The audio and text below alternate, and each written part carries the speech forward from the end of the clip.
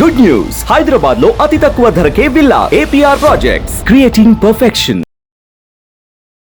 Sundara Rama Reddy from RCB technologies. So మార్కెట్లో long term ఇన్వెస్టర్స్కి ఎప్పుడు కూడా రివార్డు మార్కెట్లో దొరుకుతుందండి. అండ్ షార్ట్ టర్మ్లో బెట్ కాకుండా లాంగ్ టర్మ్ ప్లాన్ చేసుకుంటున్న ద్వారా డెఫినెట్గా going to make the good money అనమాట. సో మన కనుక హిస్టారికల్ డేటా కనుక మనం చెక్ చేసుకుంటే ఇక్కడ మన లాస్ట్ 21 ఇయర్స్ మనం చూస్తున్నాము. అవుట్ ఆఫ్ ఈ 21 ఇయర్స్లో కేవలం 4 ఇయర్స్ మాత్రమే నిఫ్టీ లేదా సెన్సెక్స్ రెడ్లో క్లోజ్ అయిందండి. రిమైనింగ్ ఇయర్స్ మొత్తం కూడా అంటే అవుట్ ఆఫ్ 21లో 17 ఇయర్స్ అది పాజిటివ్గానే క్లోజ్ అయిందండి. అండ్ పాజిటివ్లో ఒక్కోసారి అయితే మరీ ప్లస్ 40% కూడా రిటర్న్స్ వచ్చిన సంవత్సరాలు కొన్ని ఉన్నాయి.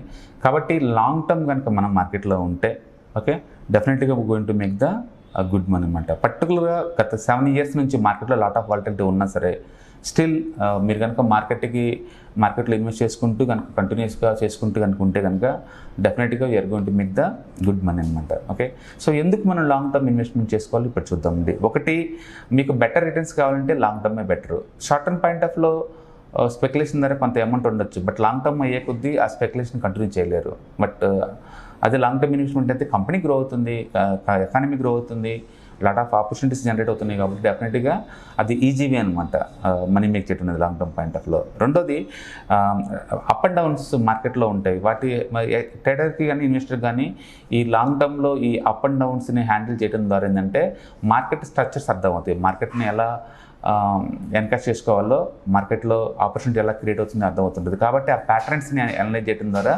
మీకు బెటర్ తక్కువ రేటుకి ఎక్కువ ఇన్వెస్ట్మెంట్ ఛాన్స్ ఎక్కువ ఉంటుంది. కాబట్టి ఈ మార్కెట్లో ఉన్న అప్ అండ్ డౌన్స్ సైకిల్స్ ఏవైతే ఉంటున్నాయో వీటిని రైడ్ చేయడం ద్వారా వాటి మీద మనం మంచి ప్లేస్లో తక్కువ రేటుకి మనం బెట్ కాసుకోవచ్చు అనమాట. అండ్ థర్డ్ వన్, యాక్చువల్గా నెక్స్ట్ ఇయర్ ఏం జరిగింది ఎవరో తెలియదండి. ఎంత పెద్ద ఎక్స్పర్ట్ అయినా సరే నెక్స్ట్ 1 ఇయర్ ఎకానమీ ఏం జరిగిద్దో ఎవరో తెలియదు. ప్రపంచంలో ఏ బ్యాడ్ న్యూస్ ఎట్ నుంచి వస్తాయో ఎవరో తెలియదు. ఓకే అండ్ మార్కెట్ ఎప్పుడు ఒకే న్యూస్కి ఒకలా రియాక్ట్ అవ్వదు. అందుకని టైమింగ్స్ ఎగ్జాక్ట్ మీరు పిన్ పాయింట్ చేయలేరు. ఫర్ ఎగ్జాంపుల్ మంచి రిజల్ట్ వచ్చింది, రిలయన్స్ ఆ రోజు మూవ్ అవ్వలేదు. ఐసిఐసిఐ బ్యాంక్ మంచి రిజల్ట్ వచ్చింది, అది 2% మూవ్ అయింది. ఓకే అండ్ అదే టైంలో బ్యాడ్ రిజల్ట్ వస్తే పడాల రూల్ ఏం లేదు, గుడ్ రిజల్ట్ వస్తే పెరగాలని రూల్ కూడా లేదు. రీసెంట్గా అమెరికాలో వచ్చిన బ్యాంకింగ్ క్రైసిస్లో ఆ డౌన్ అయిన 3 బ్యాంకుల size is bigger then the 2008లో వచ్చిన బ్యాంక్స్తో పోల్చుకుంటే బిగ్గెస్ట్ బ్యాంక్స్ అండి ఆ 3. ఓకే అంటే 2008లో రిసెషన్ కారణమైన అమెరికన్ రిసెషన్ కారణమైన బ్యాంకుల కొలాప్స్తో అవి ఎంత పెద్ద సైజుతో పోల్చుకుంటే దాంతో పోల్చుకుంటే ఇప్పుడు రీసెంట్గా కొలాప్స్ అయిన 3 బ్యాంకులు బిగ్గర్ అసెట్స్ ఉంటాయి. కానీ మార్కెట్ పెద్ద రియాక్ట్ అవ్వలేదు. వితిన్ కపుల్ ఆఫ్ డేస్లోని క్విక్గా రికవర్ అయిపోయింది. అంటే 2008లో అయితే రిసెషన్ తీసుకొచ్చింది ఆ బ్యాంకు కొలాప్స్ తోటి, బట్ ఈసారి రాలేదు. దట్ మీన్స్ ఏంటంటే మార్కెట్ స్ట్రక్చర్స్ని బట్టి మార్కెట్ రియాక్ట్ అవుతుంది తప్ప షార్ట్ టర్మ్ కావద్దనమాట. అందుకని టైమింగ్స్ మనం ప్రెడిక్ట్ చేయలేము మార్కెట్లో.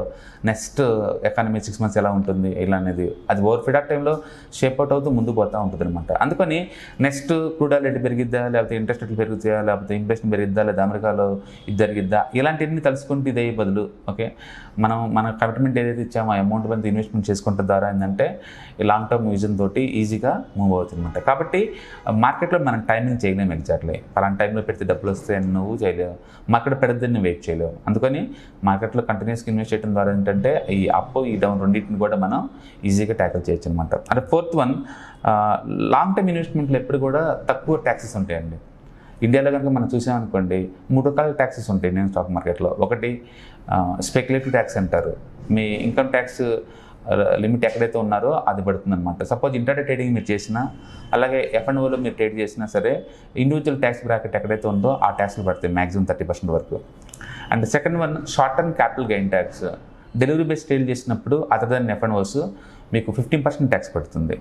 And third one, long term capital gain tax. అది 10% ఉంటుందండి. ఫస్ట్ 1 lakh ఫ్రీగా ఉంటుంది ట్యాక్స్లు ఉండవు, బట్ మోర్ దెన్ 1 lakh కనుక ఎర్న్ చేశారంటే లాంగ్ టర్మ్ ట్యాక్స్ 10% ఉంటుంది. అంటే ఇండియాలో ట్యాక్సెస్ 10%, 15% అండ్ మ్యాక్సిమం 30% దాకా ఉంటాయి అనమాట.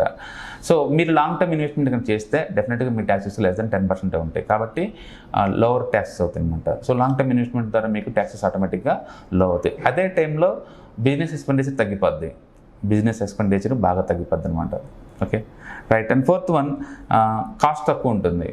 ఓకే రోజు రెగ్యులర్గా ట్రేడ్ చేస్తూ ఉన్నా, వీక్లీ ట్రేడ్ చేస్తూ ఉన్నా ఓవర్ కాస్టింగ్ అయిపోద్ది. అంటే బిజినెస్ ఎక్స్పెండిచర్ ఎక్కువ అవుద్ది. బట్ అదే లాంగ్ టర్మ్ ఇన్వెస్ట్మెంట్ చేసే వాళ్ళకి కాస్ట్ కూడా చాలా తక్కువ ఉంటుంది. బిజినెస్ ఎక్స్పెండిచర్ కాస్ట్ చాలా తగ్గిపోద్ది. అలాగే కాంపౌండ్ అవుతూ ఉంటుంది లాంగ్ టర్మ్ పాయింట్ ఆఫ్ లో. ఎందుకంటే మనం మార్కెట్లో ఎక్కువ ఉన్నాం కాబట్టి ఆటోమేటిక్గా స్టాక్స్ అన్నీ కాంపౌండ్ అవుతూ పోతుంటాయి. మధ్యలో డివిడెండ్స్, బోనస్ సేల్స్, స్ప్లిట్స్ వీటి వల్ల ఏంటంటే త్వరగా కాంపౌండ్ అవుతూ ఉంటుంది. ఓకే, మనం ఐటీసీ లాంటి స్టాక్స్ కనుక చూసుకుంటే స్టాక్స్ పెద్ద రేట్గా మూవ్ అవ్వవు. But dividend, bonus, stock split రూపంలో వచ్చే మనకు రివార్డే చాలా ఎక్కువ ఉంటుంది అనమాట. కాబట్టి స్టాక్ మార్కెట్లో లాంగ్ టర్మ్ పాయింట్ ఆఫ్ లో ఉంటే కాంపౌండింగ్ పాసిబిలిటీ ఎక్కువ ఉంటుంది కంపేర్ టు షార్ట్ టర్మ్ ఇన్వెస్ట్మెంట్తో పోల్చుకుంటే. అలాగే బెస్ట్ స్టాక్స్ ఎప్పుడు లాంగ్ టర్మ్ ఉంచుకుంటే మోర్ వెల్త్ క్రియేట్ అవుతాయి. అన్ని స్టాక్స్ని ఒక కేటగిరీ కింద మనం చేయలేం, కానీ బెస్ట్ స్టాక్స్, బెస్ట్ బిజినెస్ మోడల్ని లాంగ్ టర్మ్ ఉంచుకోవచ్చు. అంటే like HDFC, Reliance, Asian Paints, Nestle, Hindustan Lever ఇలాంటి blue chip companies long term point of లో ఉంటే లెస్ ఛాన్సెస్ అనమాట అండర్ పర్ఫార్మెన్స్కి అండ్ లాస్ అవడానికి, అండ్ మోర్ ఛాన్సెస్ డబ్బులు మనీ మేక్ చేసుకోవడానికి. ఎందుకంటే అవి పెద్ద బిజినెస్ మోడల్స్ అండ్ ఎక్కువ సంవత్సరాల నుంచి ఉంటున్నాయి కాబట్టి ఓవర్ నైట్ జీరో అయ్యే ఛాన్స్ ఉండదు. కాబట్టి రిస్క్ బాగా తగ్గిద్ది లాంగ్ టర్మ్ పాయింట్ ఆఫ్ లో ఈ స్టాక్స్లో మనం ఇన్వెస్ట్ చేయడం ద్వారా. ఓకే, కాబట్టి ఓవరాల్గా అడ్వాంటేజ్ ఏంటంటే డాలర్ కాస్ట్ యావరేజింగ్. మార్కెట్లో ఈ వాలటిలిటీ వల్ల స్టాక్స్ మార్కెట్ ఎప్పుడు అప్ అండ్ డౌన్ అవుతూ ఉంటాయి నిరంతరం. స్టాక్ సపోర్ట్కి వచ్చిన ప్రతిసారి మనం బై చేసుకోవచ్చు, రెస్టింగ్ టర్మ్ ప్రతిసారి అమ్మేసుకోవచ్చు, కావాలంటే లాంగ్ టర్మ్ కూడా ఉండొచ్చు.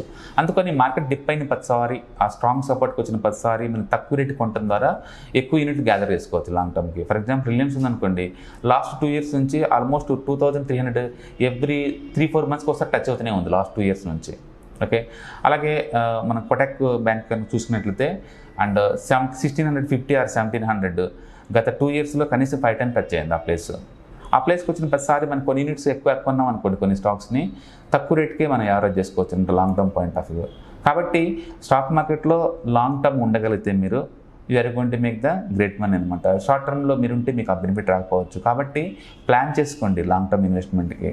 ఎందుకు ఒక మ్యూచువల్ ఫండ్ వాళ్ళు అంత సంతోషంగా హ్యాపీగా తక్కువ డబ్బులు వచ్చిన హ్యాపీ ఫీల్ అవుతారంటే వాళ్ళు అది హ్యాండిల్ చేయడం చాలా ఈజీ. ఈ వాలటిలిటీ వీటి గురించి థింక్ చేయరనమాట. ఓకే, ఎందుకంటే లాంగ్ టర్మ్ పాయింట్ ఆఫ్ లో ప్రతిదీ వాళ్ళకి అడ్వాంటేజే ఉంటుంది. కాబట్టి మార్కెట్లోకి వచ్చేటప్పుడు మనం గత 21 years హిస్టరీ కనుక మనం చెక్ చేసుకుంటే మార్కెట్ రెడ్లో ఉంది hardly 4 times, and remaining 17 years కూడా ఎప్పుడు గ్రీన్లోనే క్లోజ్ అవుతుంది. But still out of 10 members 9 members loss అవుతున్నారంటే because of the psychological factor. అది nothing to do with market అనమాట. కాబట్టి నెక్స్ట్ టైం మీరు మార్కెట్కి వచ్చేటప్పుడు ఈ లాంగ్ టర్మ్ పాయింట్ ఆఫ్ లో ఈ మార్కెట్ గ్రీన్ వాటిని ఎలా ఎన్కాష్ చేసుకోవాలో ఆలోచించుకోండి.